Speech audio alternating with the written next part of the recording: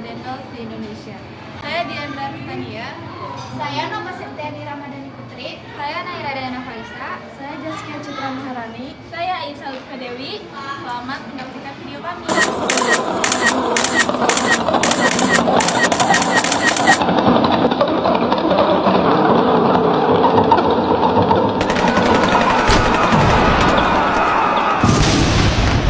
Herman William Dendels lahir pada 21 Oktober 1762 di Hattem, Republik Belanda.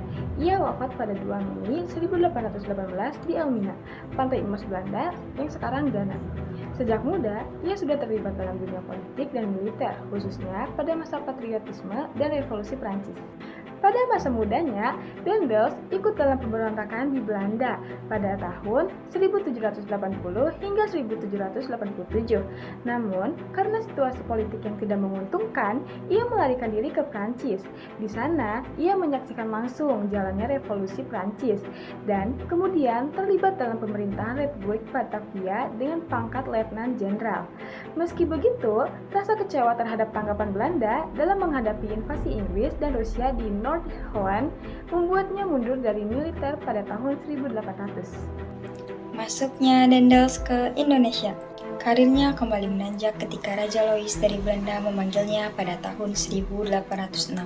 2 tahun kemudian, tepatnya 5 Januari 1808, Dendels tiba di Batavia untuk menggantikan Albertus Wiese sebagai Gubernur Jenderal Hindia Belanda. Ia diberi tugas besar mereformasi pemerintahan yang syarat amat korupsi, serta mempertahankan Jawa dari ancaman Inggris. Dalam memimpin, Dendels menerapkan gaya pemerintahannya yang sangat militeristik. Ia selalu menggunakan seragam marsekal dan menata struktur administrasi dengan pola komando layaknya militer. Pulau Jawa dibagi menjadi 9 daerah administratif dengan distrik-distrik di bawah kembali para bupati. Tujuan utama Dendels datang ke Pulau Jawa adalah untuk mempertahankan pulau tersebut dari serangan Inggris. Ia mulai membangun beberapa sistem pertahanan. Salah satunya adalah Jalan Raya Pos Anyar Panarukan. Jalan ini terbentang dari ujung Jawa bagian barat atau Anyar sampai ujung Jawa bagian timur atau Panarukan. Jalan ini terbentang sejauh 1000 km dengan tambahan terdapat pos militer sejauh 7 km jalan raya tersebut. Tujuannya untuk mempermudah mobilitas, mempercepat informasi, dan mempercepat pengiriman senjata daripada tidak melewati jalan raya tersebut. Sistem pos yang terdapat pada jalan itu adalah sistem estafet yang dimana digunakan untuk berkomunikasi dari pos satu ke pos yang lainnya jika sewaktu-waktu ada penyerangan di satu daerah. Yang kedua adalah mendirikan pangkalan militer di ujung Kulon, terletak di ujung Jawa bagian barat atau Anyer, yang berfungsi untuk memperkuat pertahanan Belanda dari serangan Inggris. Pangkalan ini juga berfungsi untuk menampung kapal-kapal perang dan mengamankan jalur pelayaran serta pantai Jawa dari serangan musuh. Sistem pertahanan yang terakhir ialah membangun pabrik senjata di Semarang, Surabaya, dan Gresik. Tujuannya tetap sama, yaitu mempertahankan wilayah Hindia Belanda dari serangan Inggris dan memperkuat kemampuan militer lokal. Bekerja seperti kuli dengan upah kecil atau bahkan tidak dibayar sama sekali. Pada tahun 1809, Gubernur Hindia Belanda bernama Marsekal Herman William Dendels membangun jalan raya pos di sepanjang 1000 km mulai dari Anyer hingga ke Panarukan. Pembangunan ini dikerjakan oleh para pekerja pribumi, mereka biasa disebut sebagai pekerja paksa. Dalam proses pembangunan ini, banyak sekali para pekerja pribumi yang mati karena upah kecil dan paksaan dari Dendels.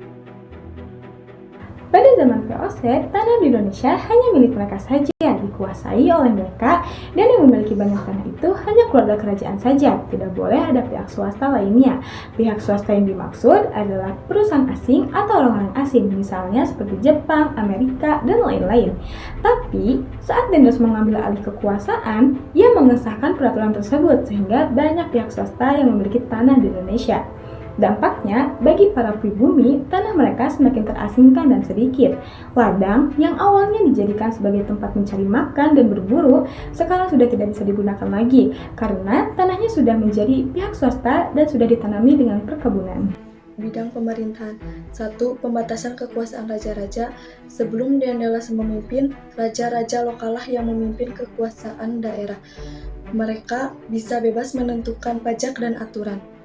Saat Dendels mengambil alih, ia membatasi kekuasaan para raja-raja agar tidak bisa semena-mena. Kedua, membagi Jawa menjadi 23 karasidenan. Karasidenan pembagian kecil di dalam wilayah provinsi. Fungsinya untuk menjaga dan mempermudah pengawasan. Contoh Karasidenan, Cirebon, Kuningan, Majalengka, Indramayu, wilayah 3 Cirebon. Ketiga, Bupati menjadi pegawai pemerintah. Ini adalah salah satu langkah reformasi penting yang Diandalos lakukan. Dengan mengangkat para Bupati Jawa sebagai pejabat resmi pemerintahan Belanda, tujuannya untuk mengurangi pemerasan dan penyalahgunaan kekuasaan. Bagaimana di akhir kekuasaan? Di akhir kekuasaan yang karena dianggap terlalu keras dan arogan, Louis Bonaparte menggantikan Janus dengan John William. Janus ia datang ke Indonesia pada bulan Maret 1811.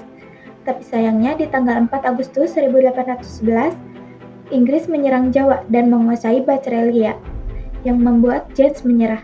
Kapitulasi tentang Salatiga pada 18 September 1811. Sejak saat itu, Indonesia berada dalam kekuasaan Inggris yang dipimpin oleh Thomas Raffles. Lalu di sini ada 4 isi perjanjian Salatiga. 1.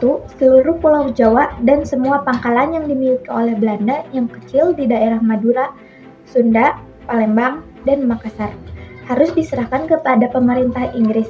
2.